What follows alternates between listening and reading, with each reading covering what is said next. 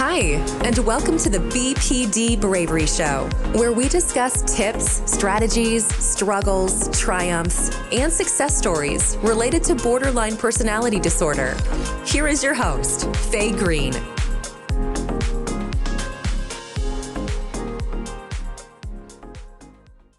Today's guest is Elle, a singer-songwriter, mental health worker, and model based in Surrey, United Kingdom. Her music has attracted national and international press and has gained airtime on ITV, BBC, iPlayer, and BBC Radio. With her own lived experiences of trauma growing up, Elle uses her platforms unapologetically to raise awareness of current issues and stigma surrounding complex mental health diagnoses and bullying. Now, you gotta hear this one. In 2021, Elle made history as the first woman to compete in Miss Great Britain, makeup free, and win the title. Her stance was a symbol of women's rights and the dangers of social media for young people. On the back of this, Ella continues to visit schools, colleges across the UK to mentor young people and speak her truth in order to inspire and educate others. I truly enjoyed speaking to her. She's beautiful inside and out, and I'm sure that you will enjoy the conversation too. So thank you so much for being here. Sit back, relax, and enjoy. Let's get into the journey prior to your diagnosis and then post.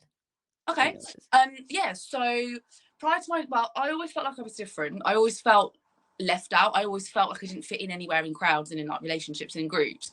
And my thought pattern, I was more jealous maybe than the other kids, or like my mum always knew that there was something up, but back then there wasn't a name for it. And back then, there wasn't much talk about mental health. I'm 33 now. So you can imagine, 10 years before that or 20 years before that, let's say, just didn't have that talk.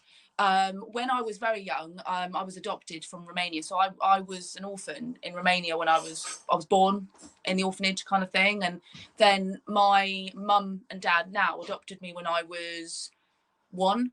So all that attachment and all that lack of attachment, my mum knew that there would be something that maybe comes with me, if that makes sense, and my brother the same. So she kind of knew, like, she's quite a smart lady, like she knew that I was probably going to be different. So she was almost prepared for that. She was like, I'm not going to just not cater for this if there is some difficulties, like attachment difficulties. And so my start was quite different. I wasn't very attached to anyone. I couldn't look someone in the face. Like, even as a child, my mum had to turn me around if she wanted to hug me. So like, I'd get really distressed if I could see. I wasn't very good with human interaction at all. I made up for it, as you can see.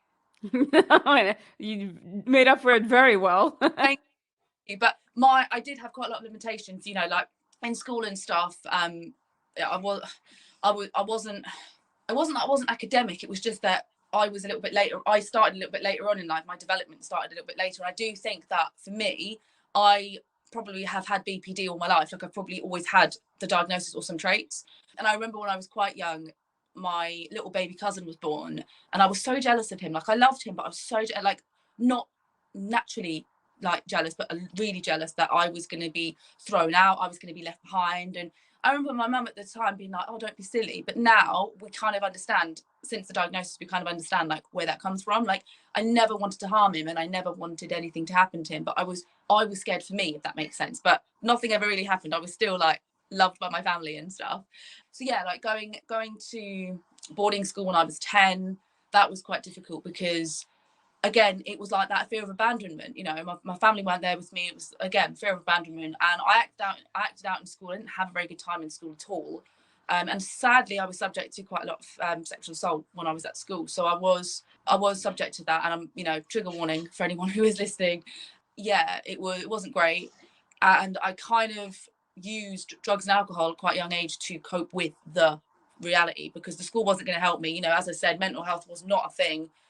They had one counsellor for like hundreds of kids, and it just wasn't very, it wasn't very organised compared to like now in schools. And then, yeah, I've always, like I said, I've always felt I was different. I've always been me. I've always had this energy. I've always been quite quirky. But that sometimes, like, people don't understand that. Like, when you're in school and you're a kid and you're different, it's like no one understands how to deal with that, and no one understands how to deal with you. So the quickest thing that they could find to do was just ridicule me and bully me. And I was already quite vulnerable when I came into the school. So I was a target, let's say. I was a target for bullies. I was a target, sadly, for not very nice people there. And the teachers didn't really do anything. And by the age of 17, 18, I was asked to leave school because my drug and alcohol issue was quite bad. I'd reported everything that had happened, but they found it easier to get rid of the problem, which evidently was me. And I do feel like nowadays this maybe wouldn't have happened. It would have been a lot different. They would have hopefully helped me, but sadly at the time that was what happened. I came to Guildford when I was 18 to study music at the Academy of Contemporary Music. And if I'm honest, when I came to Guildford and I felt, as I said earlier, I felt like it was home. Like I felt like I belonged somewhere. I was somewhere that I was in a room with a load of misfits, like doing music, you know, like we were all like weirdos and we all had our own issues. We all had our own quirks. And for the first time ever, I did get accepted by my peers for who I was.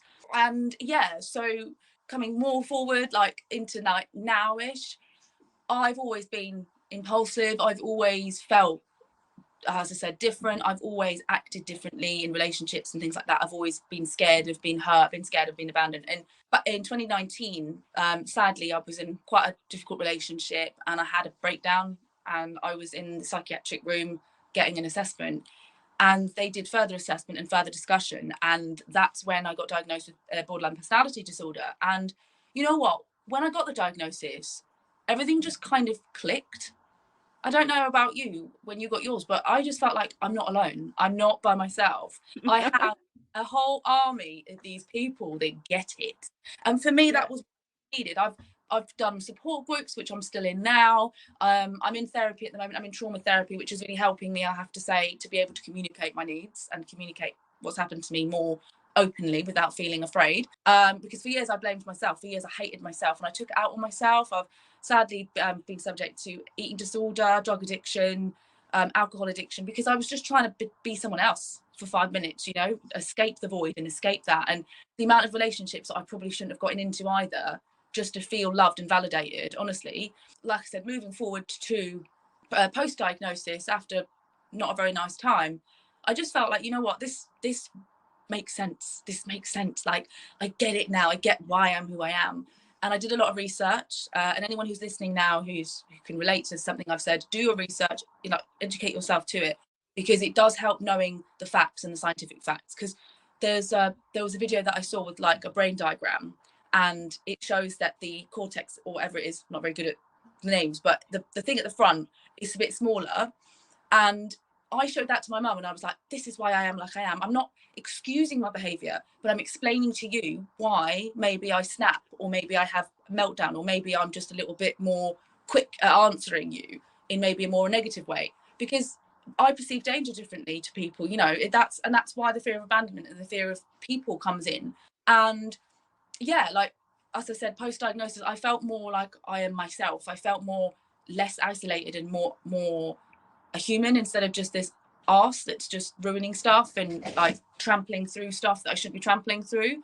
Yeah, like I feel, for me personally, I know everyone's different and there are so many different combinations of the symptoms that someone can have. So what helped me might not help someone else. But for me, having that diagnosis and just having that clarification that actually, you know what, you're okay, you're not a freak, you're not crazy, you've just got this condition that means you've got to do things differently. And looking back now, I can see why I did everything I did, and I can see why I'm who I am. Do you know what I mean? And for me, that's so important, especially with BPD, for identity and knowing who you are. So important to have that, I think. And I guess, yeah, in a nutshell, that's in a very quick description, that's my story post and pre-diagnosis. And so your mother, when you tell her, okay, this is why I act the way I act, does she accept it? Is she okay with you having BPD and all that? How did she react when she found out about it? So like I said, when I was younger, she kind of knew something was up, and she's always said that to me. Like, I think she finds it hard sometimes because I am so articulate and I am so like open and personable. I think she finds it hard to compute that someone so open and humble and loves life can also have this other side to them. But I think she knows me probably better than I know myself. That yeah, she's been really accepting and really supportive of me. And yeah, like we have had times where she's not understood it and she's kind of gone in the moment, you know, sweetheart, blah, blah, blah. But I know she's got her own traumas and she's got her own as well. So now that I'm older, I know that some things that she has said to me is not because she's doesn't understand, it's because she maybe doesn't know how to control her emotions either. So like it's been a journey. Like, she has been my rock and she has been really supportive of me. I can't deny that. But as most women in like mother and daughters, like we have had our arguments, but I don't think that's because of the BPD. I think that's just because we're mother and daughter and we're quite similar. Like she's quite a free spirit like me, and we definitely, I'm just waiting for my cat to not jump in the picture. He's on the window. Yeah, I think my family have been quite supportive. Sadly, my dad's not. So yeah, my dad, sadly, he's not with us anymore. He died when I was 21, but he was also quite accepting, and he was quite strict as well. But I think my mum's the more accepting one of mental health, if I'm honest. But yeah, like both were always quite supportive of me, and they knew my quirks and they knew like me as a person, if that makes sense. And I think they knew adopting a child was not going to be always smooth sailing. Do you know what I mean? I think they knew what they were signing up for. You know, they're both intelligent humans, so I think they just knew, right, okay, we might have some difficulties down the line when she's older. But yeah, so I don't know, like she said some things when I was younger, and I was a teenager, like, oh, everyone's got mental health, everyone's got this. But I think now that once I got the diagnosis and my psychotherapist spoke to her as well, I think she realizes this is not just Elle, this is actually like a condition. And yeah, she's been really good actually. Like she's really helped like educated herself, even especially over the last few years. Like she has really listened to what I have to say, and I am grateful for that, because I appreciate a lot of families aren't as supportive, and it can be really difficult and it can be really horrible for people. So yeah, in that department I am quite lucky with my family. Like I am, yeah. No, that's awesome. That is really great. If I even bring up mental illness to my family, they'll say it doesn't exist. So having family that understands is so important. It's amazing. And it's so, I guess it's so important for you as well, as for my mum, like I said, she's my rock. Like she's been my example of a woman, and she's been a great example. And if she's okay with it, then it makes me less scared and less anxious, because she's always been that person that's fixed me or helped me. Like if I've hurt myself as a child, she'll be there with the plaster, like, and with this as well, like she's been really good, I guess. Like as I said, she's sort of educating herself and trying to learn about it in a way that she can understand. And like I said, with the psychotherapist support as well, I think that's definitely helped, because I think some people in that generation are like, mental health, really? Like everyone's all right. So I'm sorry that you've had to go through that, because a lot of teachers in school were like that with me, and oh, she's got ADHD, just give her some Ritalin and shut her up. That's kind of what they were trying to do. And I was like, I haven't got ADHD, like, and I went for tests and when I was in school for ADHD, and they were like, no, she's not got ADHD. And like they were going to medicate me in the wrong way as a child. I saw that. Wouldn't hear any, like, you wouldn't be able to do that. And my mum was like, she's not got ADHD, do not give my child any medication. Like I said, my mum's an artist, so you can see, like, she paints and stuff. So yeah, we're kind of on a similar level. I'm a musician, we've got the artsy side. That's cool. I'm assuming now, this is an assumption, that art is very healing, like music. How do you find it? Do you find it healing?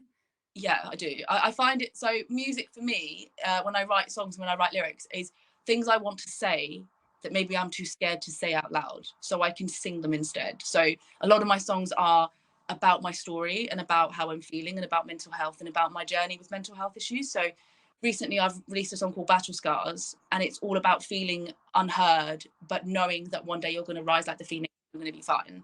And I wrote that during a really difficult time when I figured out that my time in school wasn't very good.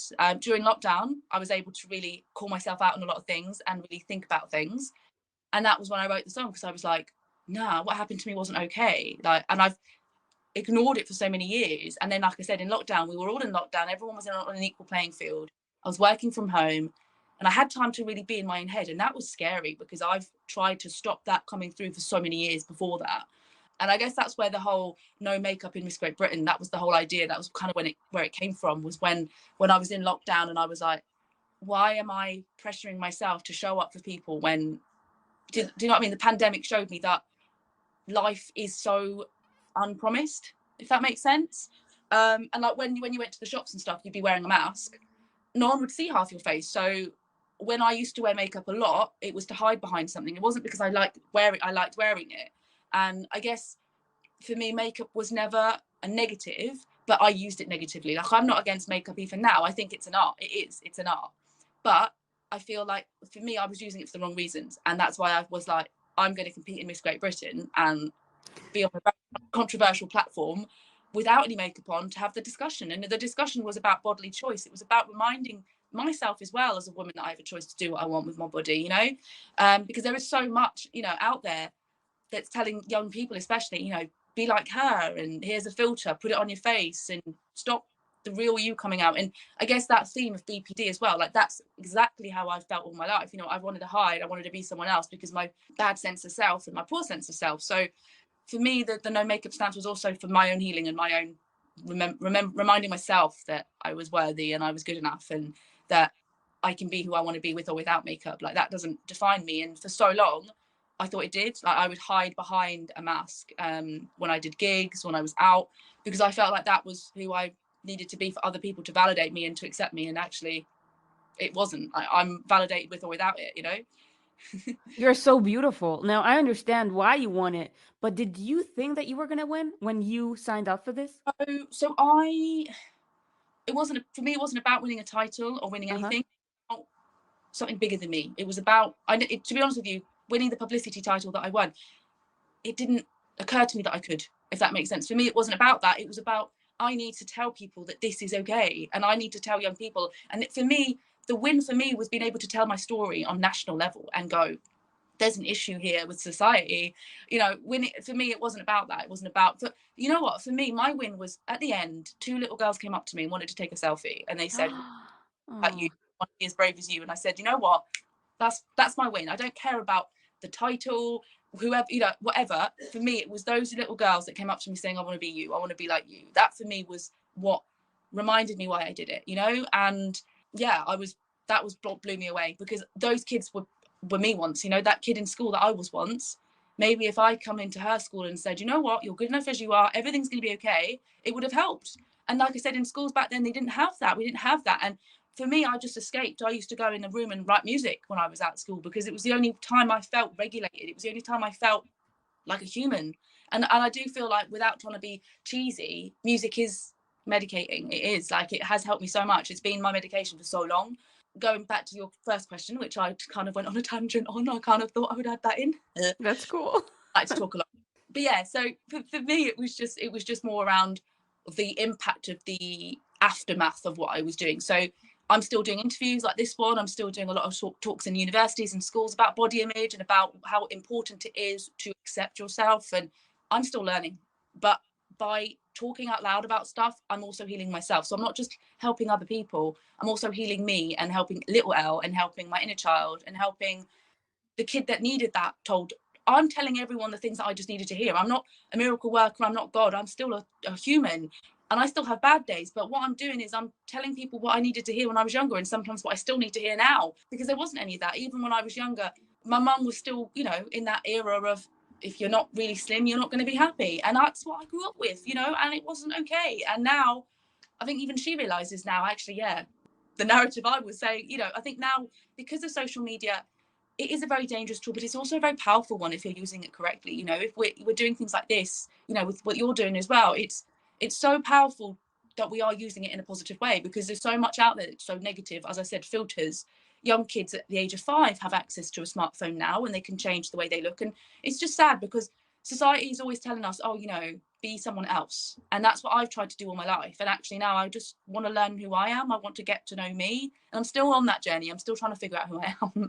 I think we'd never find out fully who we are. But yeah, I'm enjoying the journey, you know. Like, I'm definitely not where I was, and I'm definitely not where I want to be just yet. But I'm at that stage where I'm open and I'm unapologetically who I am.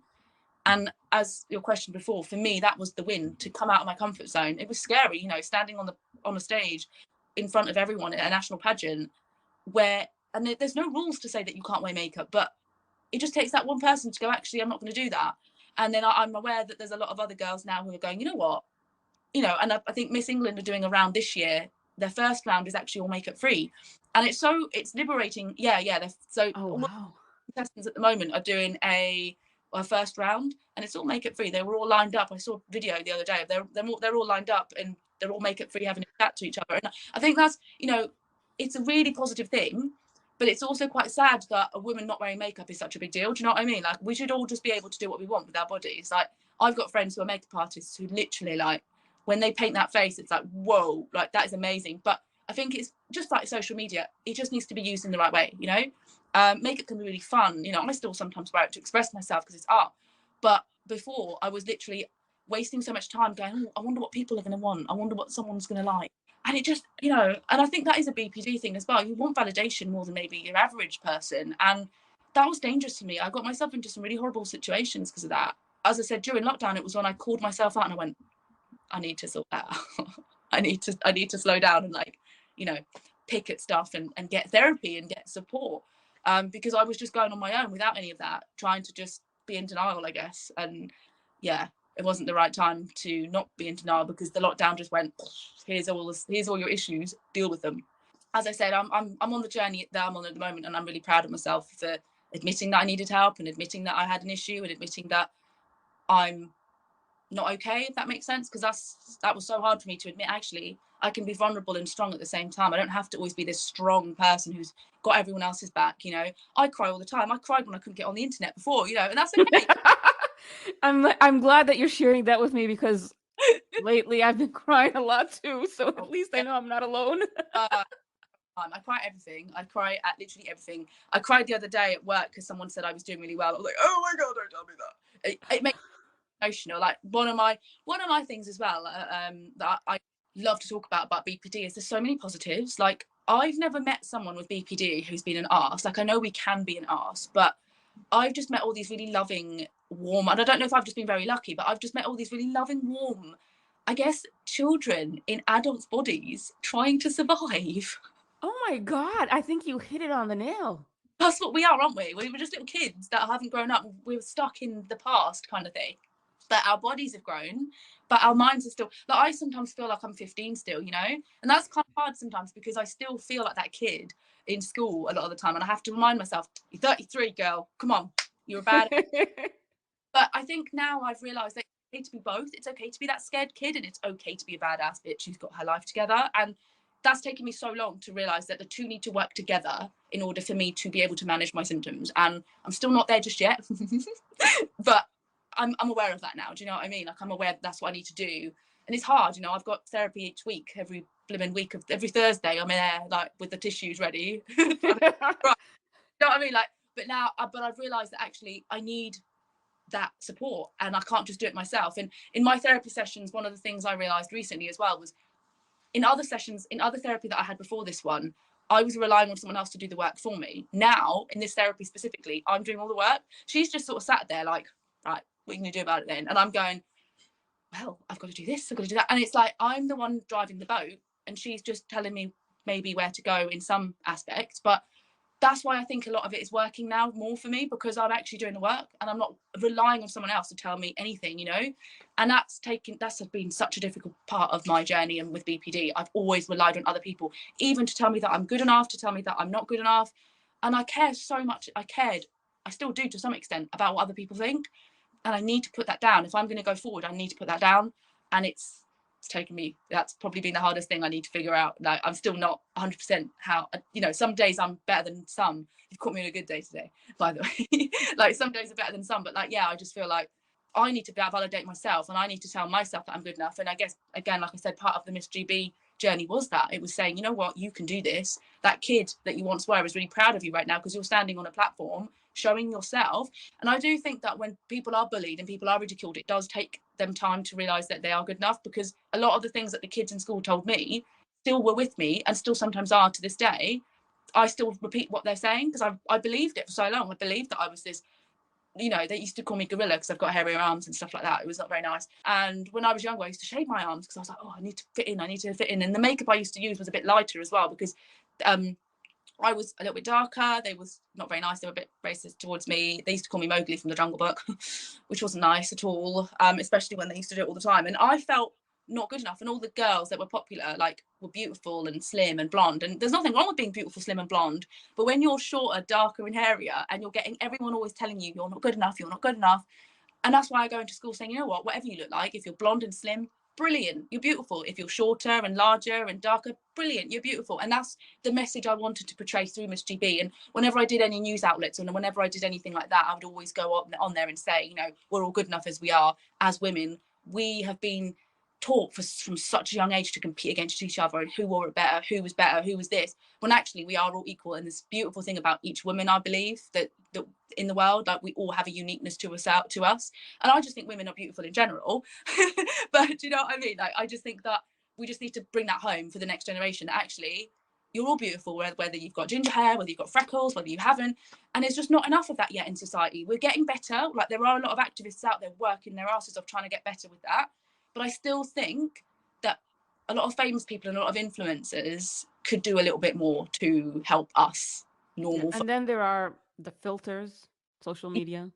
Yeah, and just like, if I look at some influencers' accounts and go, oh, I wish I had that life. You know, they're all at the pool at Bali, like, #best, and I'm there, like, you know, scrounging to live, you know, with the cost of living and all of that, and going, well, You know, I can do is put my feet in the bathtub and pretend like I'm in Bali. That's the closest I'm going to get, you know. But yeah, I just think that a nice balance, you know. I think Instagram and influencers make money when people click on their stuff, you know, and that's what we've got to remember, that society profits from our insecurities. The makeup industry, social media, everything at the moment is about money and is about profit. And if we remember that it's not real, that the girl in the picture that we're aspiring to be like probably doesn't even look like the girl in the picture, she's edited shit anyway, we can just get on and remember that. And I think the more people remind us about that remind us of the reality of social media. That's why today I decided I'm not going to wear makeup. I'm not going to, you know, my hair's naturally fluffy, you know, because I'm showing you me. I'm showing you the real me. And I think that I wouldn't have been able to do this 3 years ago. I would have been like makeup, like eyelashes, everything to this interview, because I was so scared of anyone seeing me. And even now I'm still nervous to do this, like, without any makeup on. Of course I am, because it's not the norm still that we can just do that without ridicule or whatever. But I just feel like I've got a duty of care for myself and for other people to remind them that it's okay to do that. Yeah, I like to talk. I'm so sorry if you want to ask. No, it's great. It's great. No, but like you're saying, you have no makeup, you got no your hair. You're beautiful. I know, but it's sometimes, you know, like with BPD, when everyone else says you're beautiful, but you sometimes with body dysmorphia and your issues, you don't feel it. I have those days where I'm like, I think everyone does to some extent, you know, that those hang-ups. I see something different in the mirror, and because of my trauma and because of the way I've been treated in the past, I find it really hard to believe something. And one of the things, like I said, that I'm doing for myself is coming onto interviews without any makeup to remind myself that I'm beautiful, because people can tell me I'm beautiful till the cows come home, but if I don't believe it, then I'm going to show that in my energy that I don't believe it. And I'm going to show it in the way I interact with people. I'm going to show it in the way I walk. And what I'm trying to do at the moment, especially during therapy as well, is continue that confidence boost, continue, you know, trying to remind myself. Because I think I saw something the other day about Megan Fox having body dysmorphia and similarities to me. And I was like, I wonder what the comments are going to say. And there were some really harsh comments. Like, everyone was like, oh, but she's beautiful anyway. Why does she have hang-ups? Like, and it just reminded me that we all have hang-ups. Like, do you know what I mean? And she's a real person as well, and she's got her own issues. We've all got our own issues. And yeah, I think that's the same for me. Like, I can wake up in the morning sometimes, I'm sure you can appreciate this with BPD, I can wake up and feel like God, like I'm better than God. And then other days I can wake up and be like, who dragged this out of the gutter? Do you know what I mean? And I've just got to have that balance, you know, like, and it is difficult with BPD to have that balance, because everything's like one way or the other. But I feel like one of the things I like doing is kind of exposing myself to stuff, like, you know, to interviews like this without any makeup on, to interviews like this without my hair like brushed, because that was another thing that they bullied me for, was my fluffy hair. Like, they were like, oh, you know, I know when people don't understand something, they ridicule it. And I think it's the same now in this day and age with anything that's like different. Everyone's like, I don't understand this, I've not been educated to understand it, I'm not going to ask you the questions, I'm just going to be an arse. And that's another thing I always talk about in schools, is if you've got someone different in your class, just ask them, where are you from, like, what, blah blah blah blah, like, have that conversation with the people.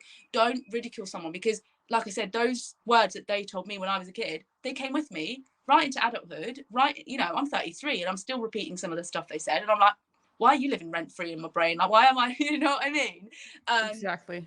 Yeah, so I just think that, like I said before, like, what you're doing is great, because you're bringing this, like, these issues to a platform, which, again, like I said, social media needs more people like that are able to just go, you know what, there's an issue here, let's talk about it. Because I don't think we do that enough. We don't talk about things enough. And one of the things I'm trying to do more for myself as well is to talk about my issues and talk about how I'm feeling. And it's a, you know what it's like with BPD, it's a rocky road. One minute you can feel like that, and the next minute you're like, you ain't getting through this. Like, yeah. It's lovely to talk to someone who gets it as well, because I think sometimes like, they'll ask me about BPD and they're like, oh, what does that do? But you get it on a level, and I'm you know, I can see your eyes like widening when I like, great, because you get it, understand, you know, which is awesome.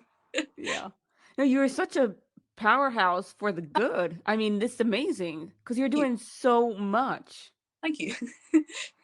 Thank you for all that you're doing. Well, thank you. We Thank need you. more people like you. And I'm like soaking in your energy. I am just soaking in that energy and I'm like, let it wash over me. Thank you. Oh, that's really. Sometimes I think Sometimes in the past I felt like I was too much. Like I'm Marmite. Like I don't know if you guys have Marmite where you are. Basically, it's this thing that people either hate or love. And in the UK, there's this saying, I'm like Marmite. You either hate me or love me. And it's so true. Like some people, especially men, probably think I'm a bit too much. Like, oh, calm down. But as you said, a lot of women I've really resonated with, and they get it, and yeah, which is amazing. And your energy is awesome too. Like I really love how kind you seem. Like a really kind person. That's what I'm getting a vibe, like you're kind. Thank you. Thank you so much for doing this. Thank you so much for joining us on today's BPD Bravery Show. If you've enjoyed it, then like, share, and subscribe if you haven't already. Make sure to tune into our show every Monday and Friday. And remember, you are so much more than your BPD.